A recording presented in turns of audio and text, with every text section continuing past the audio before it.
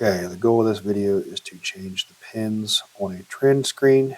So in this case, I want to change the UF data to represent what's on the screen right now. This change has been made in the runtime environment, but we want to make it permanent by changing it in the design environment. So the first thing we're going to do is open up FTView Studio and open the project.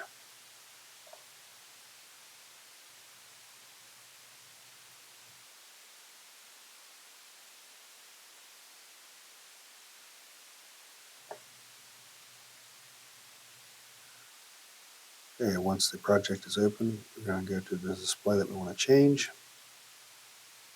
In this case, it is going to be UF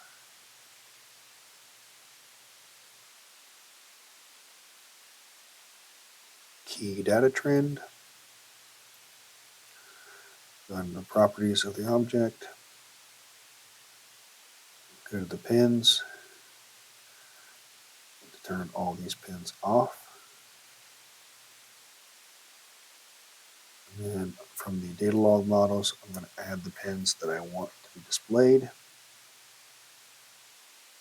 And we're looking for the specific flux pins, which are going to be in data.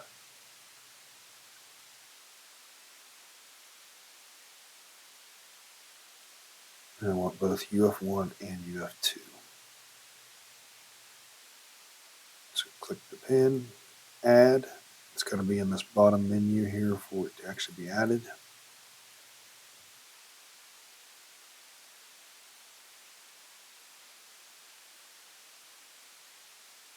Once they're both there, I hit OK. See them back on this screen. To go and we want to change our min-maxes to something that makes sense for this data. In this case, we're going to do 5. Engineering units are gallons flux per day per PSI.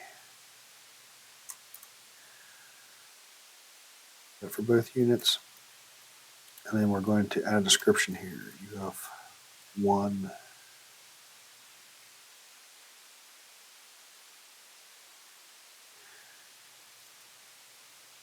specific flux.